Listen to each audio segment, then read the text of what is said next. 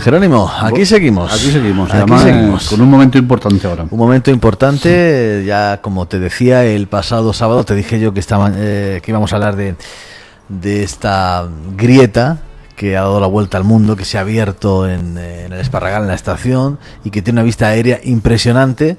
El mundo de la geología es un mundo que a mí me atraía, pero conocer a alguien que conoce el tema desde dentro y que tiene un conocimiento bárbaro y además no se limita a hacer saber o a dejar constancia de su sabiduría, sino mira, observa, esto es la ciencia y después pregúntate. Pues hizo que el sábado mi interés por la geología creciese mucho más. De eso se encargó el amigo al que tenemos al otro lado del teléfono, un geólogo, gran geólogo, experto, llamado Francisco Turrión. ¿Qué tal? Buenas tardes. Buenas tardes. Buenas tardes. Buenas tardes, Francisco. Bueno, pues Buenas como yo decía, el sábado tuve ocasión de descubrir un mundo apasionante, me lo parece más de lo que ya me lo parecía, y es el de la geología, pues que tuvimos ocasión de echar un vistacillo a esos, no sé cómo llamarlo, grieta, agujeros, falla, no sé, ¿cómo llamarías? Grieta, pues bueno, sí. Pues tú lo viste como yo, pero en mi caso desde la total ignorancia en el tema, y tú como experto supongo que sacarías unas conclusiones que bueno, pues me gustaría que compartieses con nosotros. Bueno, yo aprendí muchísimo también de vosotros. Bueno. Aprendí, sí. Aprendí que primero lamentar las desgracias de vidas y de personas, y con el sufrimiento de la última riada de la Rambla de Nogante y todas del entorno, la pérdida de vidas humanas, de pérdidas materiales, de animales, etcétera, que se ha producido. Pero yo el otro día aprendí una cosa muy curiosa, y es que la Rambla de Nogante termina en una zona endorreica y todas las ramblas del entorno terminan en una zona que no tiene salida. Eso es muy importante. Toda el agua... Perdón, señor Turrión, soy Jerónimo Martínez, buenas tardes. Cuando digo, para contextualizar y situar a los oyentes, el término endorreico, ¿exactamente qué significa para los que somos profanos? Sí, vamos a explicar. Pues endorreico es una zona donde el agua no tiene salida. Ajá. Es decir, es un lago. Sí. Es una zona donde las ramblas, tanto de las sierras del norte como del sur, terminaban históricamente allí, y ahí se quedaba el agua residiendo, por lo que me contaron los mayores, acumulándose, y al cabo de los días ese agua se infiltraba en el terreno y la gente volvía a labrar sus tierras. Lógicamente a nadie se le ocurría entonces hacerse ningún cortijo en esa zona, los cortijos quedaban a salvo de esa zona endorreica, y aprendí que el acuífero superior y el inferior del Alto Guadalentín se pueden recargar de una forma muy importante en ese sector. Es decir, todos conocemos el orden de magnitud del agua que bajó por la Rambla de Nogante a su paso de Puerto Lumbreras. Es sobrecogedor ver las imágenes, las fotos. Nos recuerda, por desgracia, tiempos pasados de los años 70, la otra gran avenida de la Rambla de Nogante, y tenemos que pensar que si toda esa agua se quedó ahí acumulada, y si no, una parte de ella se ha infiltrado de forma brusca en el interior de la Tierra. Mi opinión es que hay una parte importante de ese agua que sí se ha infiltrado. Ajá. Al infiltrarse ese agua produce un fenómeno conocido como lavado de finos, también piping, sufusión, arrastre mecánico de sedimentos. Es decir, las partículas limosas, la fracción más fina, es muy removible del suelo. Muchas veces cuando bombeamos de pozo, cuando vemos el agua que no es clara, que es turbia, peligro, estamos sacando materia, toneladas, pueden ser a lo largo del tiempo toneladas de materia, o cuando ese terreno se moviliza hacia el propio interior de la Tierra. Mi opinión es que ese aspecto de esa grieta, que en principio podía tener 200 o 300 metros de longitud, no sé si tiene algo más, con un par de metros de espesor, de profundidad en el sitio más profundo, responde a un asentamiento del terreno por esa percolación de ese agua brusca en el interior de la Tierra. También aprendí de los mayores del lugar que no es la primera vez que esas grietas aparecen en ese sitio, que han aparecido antiguamente, que históricamente se tapaban. Estuvimos comprobando si esas grietas tenían forma circular, cosa que sería peligrosa. No parece que eso fuera así. Parece que es más bien una alineación, aunque tenía algún ramal que giraba dirección norte, más pequeño, pero no podemos tenéis ahora mismo pensar en que esa grieta tiene forma circular. Y tenemos que pensar simplemente a una profundidad que no sabemos cuál es, en una dirección, la misma dirección del valle, pues hay una especie como de tubos o conductos subterráneos, huecos, que con ese movimiento de agua infiltrándose brutalmente de forma vertical y circulando a esa profundidad, ha agrandado esas oquedades y ha hecho que colapsara un poco esa oquedad y ha progresado en superficie dando una grieta.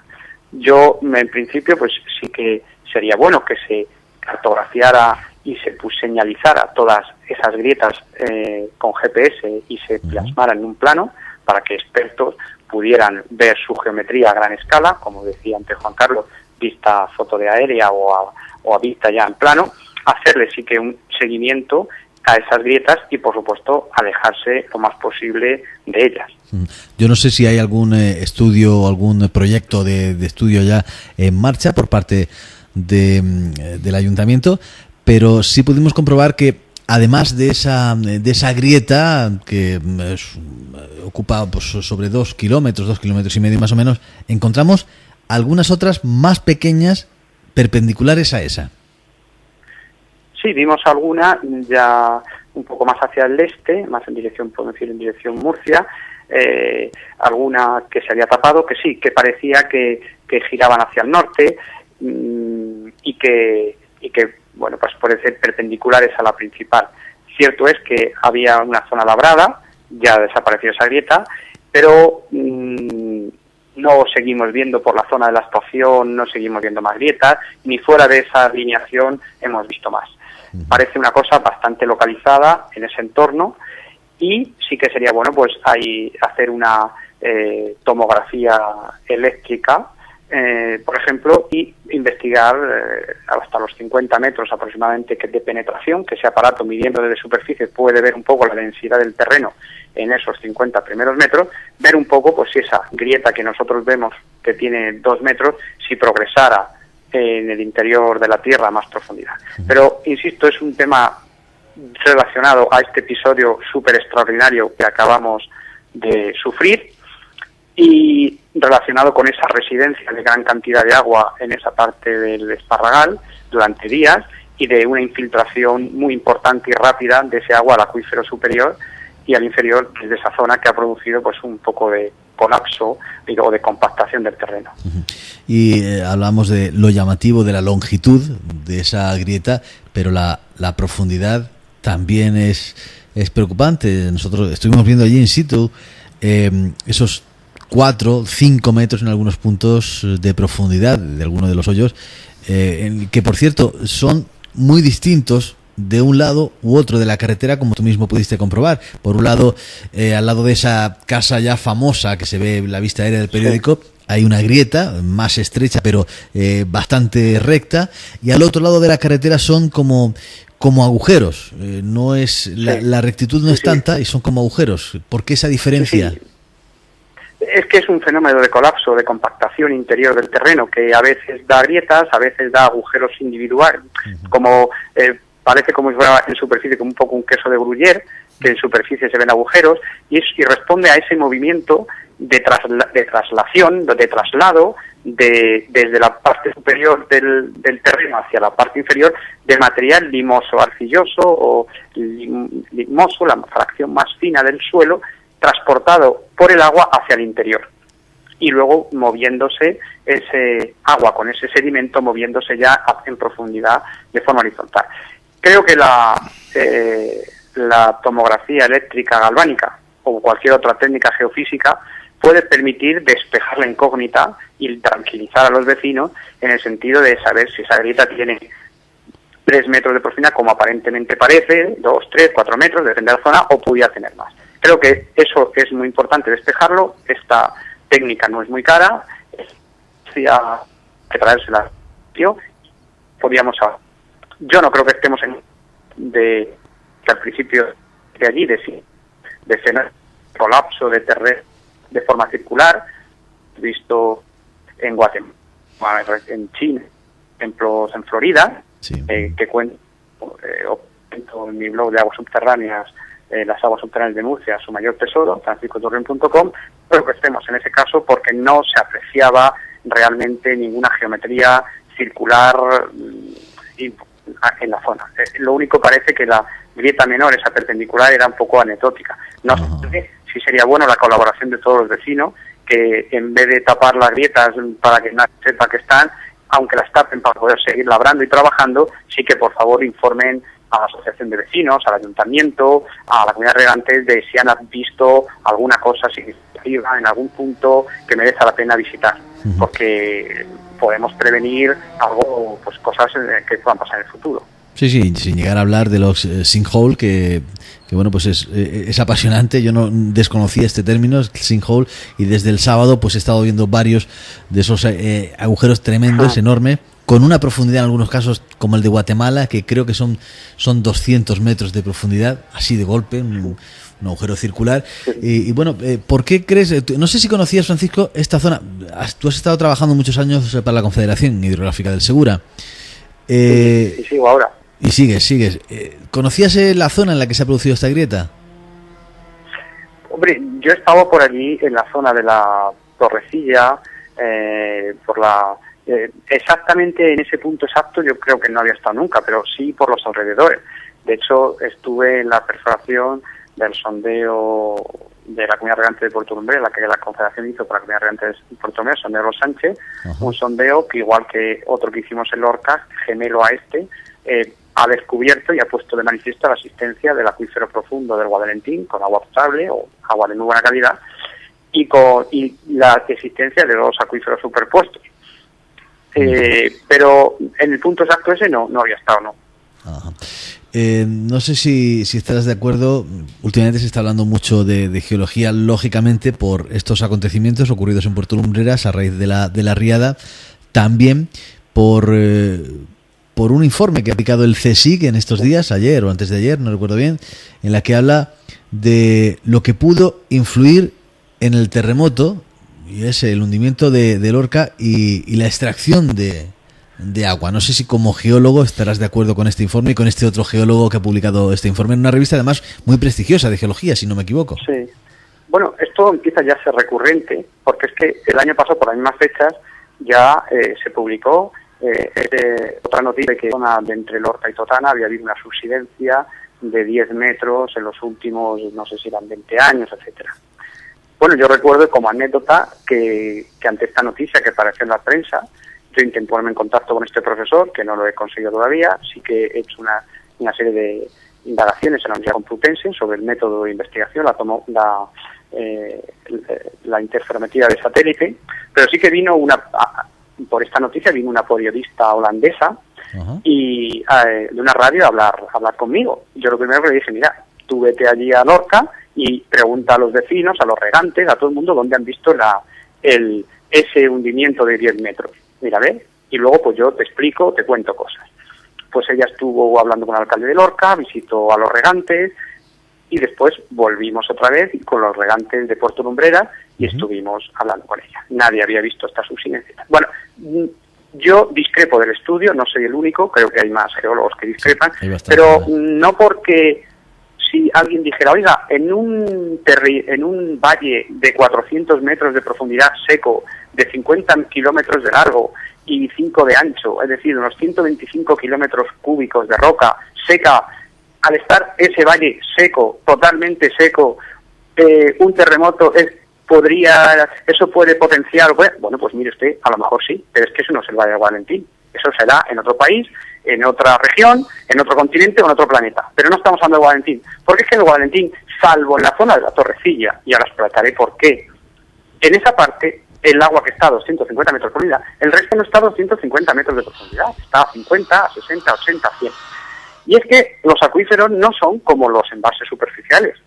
Es decir, en el embalse del Cenajo basta con que yo viera la lámina de agua que hay en la presa para pensar que a esa altura está el resto de todo el embalse. Bien, los acuíferos son medios porosos. ¿Eso qué quiere decir?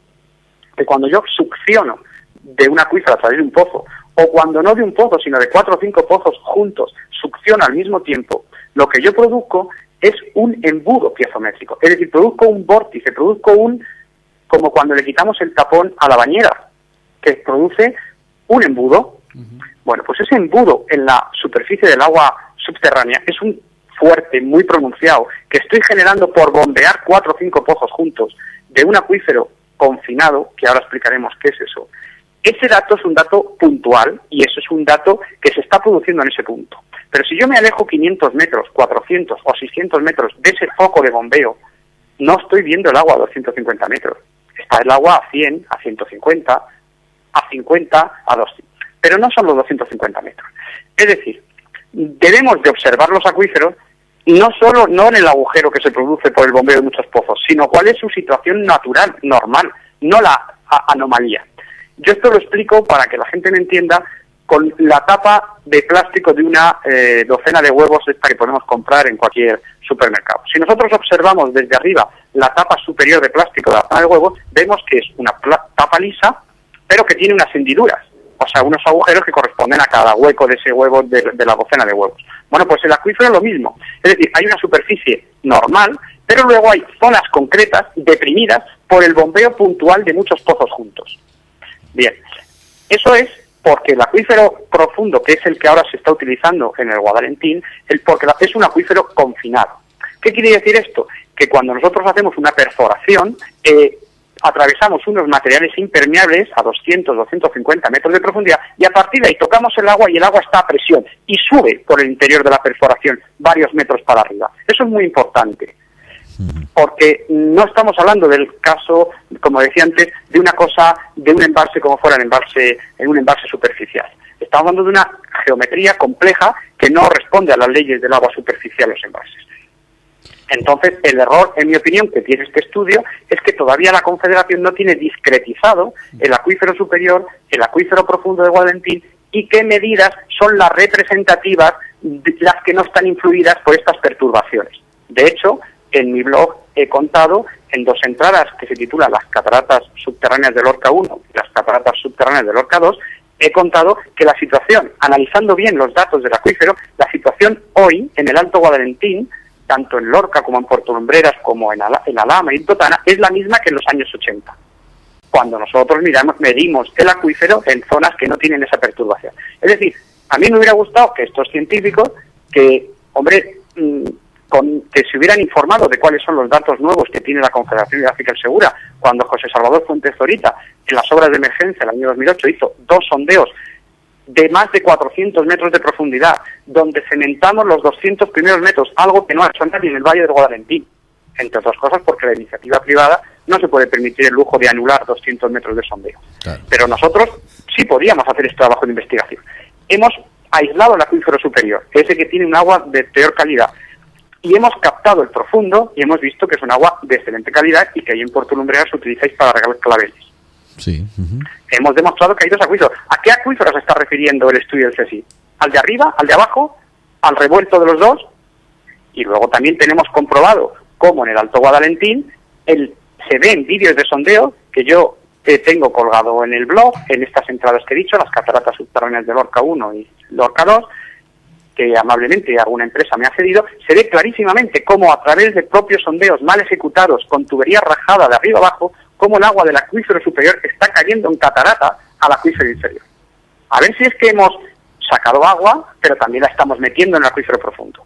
Y otra cosa importante, ¿se ha sacado agua del acuífero de Guadalentín, del Alto Guadalentín? Sí, pero también se está recargando. Y estamos comentando el caso de la zona endorreica, por ejemplo, de aquí del Esparragal, de toda esa cantidad de agua que ha estado ahí envasada durante días. O cómo se recarga desde las zonas de la sierra, de la Sierra Norte o las zonas de la Sierra Sur. Es decir, el hecho de que se saque a todos los años agua en el acuífero no quiere decir que no entre también. Para mí el acuífero no está vacío, el acuífero tiene un nivel de agua, no digamos que es el que tenía en los años 60, porque eso sería faltar a la verdad, pero no está vacío, ni mucho menos. Tiene el agua en unas zonas, como he dicho, no influenciadas por bombeo, de 80 metros, de 100 metros, de 150 metros, y le quedan otros, hasta llegar a 500 metros, pues otros casi 300 metros o más. Con lo cual, no estamos hablando de una roca, de un valle vacío, seco, a que ante un terremoto, al estar seco, repercute mucho más la fuerza tectónica de las placas. Yo creo que no ese modelo que han hecho estos científicos está muy bien si partían de datos reales. Yo pido que vengan al Guadalentín, visiten estos pozos que hizo la Confederación, que vean los datos y vean que existen 2 acuíferos, y a partir de ahí que digan, oiga, no tiene razón Francisco Turrión por esto y por esto, o no es cierto lo que se dice, pero que por favor que tomen datos actualizados del acuífero, que es mucho más complejo de los que ellos piensan, en mi opinión. Señor Turrión, vuelvo a hablarle yo, soy Jerónimo. Vamos, he estado escuchándole con suma atención, evidentemente, no puede ser de otra manera. Volviendo aquí a lo de Puerto Lumbreras, yo saco la conclusión de que estamos, como decía usted al principio, con esa zona endorreica donde el agua no tiene salida, que la grieta se ha producido por una infiltración masiva de la avenida del agua, ¿no? ¿Es así? Que es mucho más importante... Sí, dígame, si quiere interrumpirme. Sí, no digo que haya entrado el agua por esa grieta, Ojo, que ha entrado en esa zona. Ha entrado en esa zona, bien, y ha provocado esa grieta donde la oquedad es mucho más importante, en definitiva, que la longitud, ¿no? Que la oquedad para abajo, o sea, que la profundidad puede ser más importante que la longitud. Claro. Yo no creo. O sea, es decir, si la grieta, yo vi sobre el terreno 200 metros, yo no creo que tenga 200 metros de profundidad, pero que yo no lo crea no quiere decir que no haya que comprobarlo. Claro.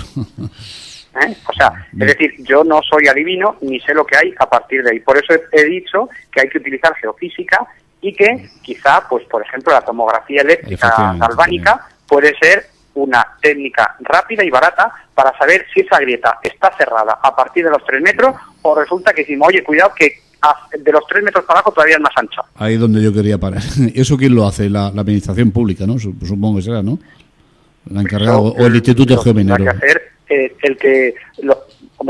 Lo tendría que hacer el Ayuntamiento, podría solicitarlo al Instituto Geológico y Minero de España, que es un organismo que trabaja muy bien en tema de geología, o a cualquier institución que haga ese estudio, o a una empresa que tenga este aparato y se lo haga. Muy bien. Supongo que de forma altruista no tendría ningún inconveniente de colaborar en mis ratos libres en dirigir o ver, estudiar esto, pero desde luego, lógicamente, yo no puedo pagarlo y claro. Yo no sé a quién le corresponde pagarlo. El caso es que yo creo que sí que se tiene que tener un poco datos de la densidad del terreno a partir de los 2, 3 metros, 4 hasta los 50 metros en esa zona. Evidentemente. Volviendo a lo de Lorca, importante las conclusiones que ha dado usted en franca discrepancia con lo que dicen estos señores, claro. ¿No? Yo anoche... Sí, además quiero que se sepa. Sí, no, me parece muy bien, me parece oportuno. Curiosamente, ¿coincide usted más con las tesis de Tomás Rodríguez Estrella, por ejemplo, que es buen amigo mío? Yo es que no lo he oído recientemente, no sé si... si me la puede... Sí, yo creo que viene a coincidir, Fran, con lo que dice usted, también discrepando con lo que dicen sus colegas, si son colegas. Sí. Entonces, si Tomás Rodríguez Estrella, que es un profesor excelente de geología y profesor mío que lo fue claro. En el máster de hidrogeología que hice en Madrid, claro. En Sofía, que ahí donde lo conocí, pues yo sí. Es decir, un terremoto es una cosa muy seria. Sí, claro. Es una cosa muy seria, estamos hablando de tectónica de placas y no estamos hablando de un acuífero seco, Ya. Estamos hablando que nada más tenemos que darnos una vuelta y preguntar en Alhama, en Librilla, en Totana, a qué profundidad está el agua. Claro. Y sí es cierto que en la Torrecilla el agua está a 250 metros, eso es cierto, pero eso es una anécdota, es decir, eso es una cosa puntual, eso no es la media, eso no es la situación general. Aquí parece que han hecho de lo particular lo general. Lo ha basado en eso. Ya. Hay una cosa que además es mera curiosidad, lo que ha surgido de este debate. Anoche, de madrugada, en la cadena COPE, y lo cito, en uno de esos desvelos que tenemos los humanos nocturnos, ¿no?, de madrugada, escuché una entrevista en un magazine nocturno que se hace con un profesor de Madrid que usted debe conocer, lo que se llama, no sé si era Miguel o Manuel de las Dobles. No me suena, pero a lo mejor ahora mismo no lo oigo. ¿Cómo ha dicho, perdone? De apellido Doblas, de las Doblas. Y entonces resulta... Pues, a lo mejor, sí. Entonces resulta que este señor lo que reivindicaba anoche de madrugada era que estos señores que han publicado este artículo, esta opinión, lo que han hecho ha sido un plagio de un trabajo que él hizo hace ya varios años que advirtió sobre esto mismo. Es decir, que se ratificaba en el estudio, pero bueno, la única discrepancia es que el trabajo es yo y no de ellos. Y ni basado a lo mejor sobre el terreno sobre el que habla estudio de CSIC. No, de Lorca. Vale. Sí, claro. Y además a mí ya me incitó a desvelarme mucho más. Eran las 3 de la mañana y dije, pues voy a escucharlo y sabiendo que... Copia y pega. Efectivamente, y los acusa lo que de ser un sé plagio. Es que hay no sé, hay una animadversión a las aguas subterráneas últimamente y a hacerlas culpables de todos los males, claro. Coincidiendo, yo no sé si es que coincide también con la subida de tarifas municipales del agua o con que sí, pues en estos momentos los presupuestos generales se está debatiendo si dar más dinero o menos. Claro. El caso es que, oiga, si usted pone Francisco Turrión en Google, pues relacionadas con en los trabajos de pozos de sequía que hicimos en los años 2008, 2009, 2010 y de la inauguración con José Salvador Fuentes Zorita y el comisario Manuel Aldeguer en Breras Los Sánchez. Oiga, pues si estos señores cuentan en una nota de esa que han hecho un pozo de 400 metros, si yo soy un científico que estoy estudiando la zona, ¿qué me hay que preguntar? Evidentemente. Y otra cosa, profesor Turrión, hablando de que dice usted que está muy criminalizado el tema del agua subterránea, vuelvo a un debate que surgió en Lorca hace varios años y que de vez en cuando, al cabo de los años, se recrudece. El tema del acuífero de Luchena. Sí. Usted le conoce esa zona, ¿no? Imagino, ¿no? Sí, conozco un poco la zona de Luchena y conozco también un sondeo que se hizo cerca de la presa de Valdinfierno, en la margen derecha, etcétera. Y es más, hay un vídeo de ese pozo, etcétera. ¿Y qué le parece? ¿Es viable la extracción del agua de Luchena? Porque yo recuerdo que hubo un movimiento, yo trabajaba en un periódico entonces... No, todo lo que sea afectar al río Luchena no es viable. Ya está, pues con eso hemos acabado. Ahora bien. Eso hemos acabado. Bien, pues ya está. Nada, que con eso se acaba el debate. Ahora bien, estamos... Oiga, antes decíamos, ¿usted puede hacer un puente sin un apoyo en el río? No, antes diríamos, ¿cómo se te cae? No, mire usted, se hacen unos tirantes, es decir, hay profesionales que te pueden hacer un puente sin tener apoyos en la rambla o en el río. Sí. ¿Por qué? Oiga, antes, ¿usted se puede sacar un pulmón y poner otro o un hígado? Pues antes, hace un año, diríamos, eso es imposible. Bueno, pues hoy la ciencia, la medicina avanza y la técnica... Es decir, hoy se pudiera sacar agua de un acuífero profundo, carbonatado, kárstico, en una circulación kárstica muy por debajo de los ojos de Luchana, sin tener que afectar a la fuente. Sí.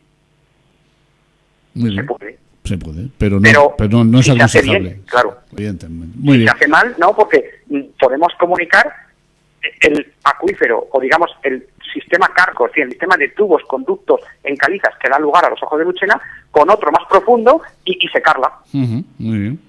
Es decir, todo que se estudie con rigor y con ciencia se puede investigar, y creo que para eso estamos el ser humano, para avanzar. Ahora, hacer las cosas sin conocimiento y por prisas y tal, no. Porque esa fuente es un patrimonio natural, eso es como el que tiene una catedral, eso es un patrimonio de las generaciones, de los antepasados, de la forma de vida, de toda la zona, y eso hay que preservarlo para generaciones futuras, y eso medioambientalmente sería una aberración. Estamos de acuerdo. Pues nada, por mi parte nada más. Profesor Turrión, muchas gracias. Yo quería solamente, para despedirnos y aprovechando la actualidad, veíamos en televisión cómo han sido... 6 expertos sismólogos, aunque en este caso el invitado no sea sismólogo, pero quería conocer su opinión. 6 expertos sismólogos italianos han sido condenados a 6 años de cárcel por no predecir un terremoto, dado que aquí, uniendo un poquito el problema que teníamos con el terremoto de Lorca, ¿qué opinas sobre esto, que a mí particularmente me parece una barbaridad? Y como profano pienso que no se pueden los terremotos, decir, a las 8:15 viene uno. Pero bueno, no sé, yo no soy experto. Yo creo que no, quizá a personas concretas, pues quizás sea un poco exagerado. Tampoco conozco mucho los datos. Ahora, lo que sí digo, que tenemos la obligación de poner todos los medios necesarios para prevenir los efectos desastrosos de un terremoto. Y ahora mismo tenemos en Lorca el sondeo La Torrecilla con 450 metros de profundidad, que no tiene bomba, y que tiene un nivel del agua a esa profundidad que hemos dicho, 250 metros. Bien, bueno, pues en todo el mundo ya se sabe que las aguas subterráneas pueden predecir los terremotos. ¿Cómo? Bueno, pues en Estados Unidos, en Japón, en China, en Israel, se ha visto que antes de la llegada de un terremoto, el agua subterránea de estos acuíferos confinados, que no tenemos más tiempo a explicar esto, pero que funcionan por variaciones de presión, tienen unas fluctuaciones del nivel anómalas. Bueno, si yo tuviera un sensor en un pozo de ese tipo y estudiara a lo largo del año cómo evoluciona ese nivel a esas variaciones de presión, imaginemos que un día me encuentro una fluctuación de un par de metros que resulta que la relaciono con el Observatorio Sismológico de Granada o de Madrid con X onda de presión en la escala Richter, es decir, de un microsismo de una onda de presión. Bueno, a lo mejor podemos, investigando esto, llegar a predecir que si ese movimiento del agua subterránea en esa acuífero fuera muy grande, relacionarlo con una magnitud en la escala Richter y avisar a la población de que va a haber un terremoto. ¿Estoy diciendo una tontería? Yo creo que no. Pero eso sí que yo creo que tenemos la obligación de tener mecanismos, todos los que sea y más, para predecir catástrofes. Que no los hay. Eso sí que sería una responsabilidad. Ajá. Este tipo de mecanismos no los hay de momento. Que yo sepa, no, pero a mí sí que desde aquí sí que le pido que la población, la opinión pública exija que se investigue y se estudie si existe relación entre movimientos del agua subterránea en el acuífero profundo del Alto Guarentín con microsismos o con movimientos sísmicos, para poder llegar un día a correlacionar fluctuaciones con terremotos. Ajá. De decir que las aguas subterráneas son un desastre o que son la causante del terremoto, a decir, como digo yo hoy, que pueden predecir terremotos. Y sí que quiero decir claro que no es cierto que en el Alto Guadalentín el agua subterránea esté a 250 metros. Eso es falso. Ajá. Y me gustaría que estos señores se acercaran al campo, vieran estos pozos y tomaran bien los datos piezométricos del acuífero y analizaran cómo es la superficie piezométrica en realidad. Porque no pueden decir que el acuífero está vacío de agua, que por eso se ha producido, ha favorecido el movimiento de la falla. Ese modelo puede funcionar muy bien si se da la premisa inicial, que el acuífero está seco. Aquí no estamos en ese caso. Ajá. Pues Cris, me ha quedado la opinión de nuestro experto, del geólogo Francisco Turrión, a quien quiero agradecer de verdad que haya hecho un hueco, porque sabemos que ha llevado un día de cursos y de mucho trabajo y ha sacado un huequecito para poder estar con nosotros. Francisco, de verdad, un placer haberte conocido el sábado, compartir esa comida que espero que se repita y bueno, pues... Muchas gracias. Que cuando quieras aquí nos tienes para lo que sea menester. Yo me siento muy a gusto y muy querido en Puerto Lumbreras. Pues eso es bueno, porque somos gente muy acogedora, pero a quien acogemos también es porque se lo gana, se lo merece. Muchas gracias. Muchísimas gracias y nos encontramos cuando quieras de nuevo. Venga, muchas gracias. Un saludo. Adiós, buenas tardes. Hasta luego. Adiós, buenas tardes. Y nosotros, compañero, que nos marchamos, nos tenemos que ir. Muy bien, da gusto escuchar a los técnicos, ¿eh? Pues sí, la gente que sabe, de verdad que da gusto escuchar. Hasta los políticos da gusto. Sí, cuando saben lo que dicen. O bueno, también ahí está en el Club de la Comedia, que yo en el señor Wert, de verdad, encarecidamente, le dedico cuando su futuro político tiene un hueco en el Club de la Comedia, porque yo creo que no ha habido político que, además, tiene la particularidad de que, por un lado, nos hace reír con las tonterías que dice, y por otro, nos jode mucho lo que dice, pero la política es así. La política es así. ¿Qué vamos a hacer? Otro día más. Ay, la semana que viene más. Hasta entonces, saludos. Adiós. Yo no tengo más mapa que este corazón. A donde vayan sus latidos, allá le sigo yo.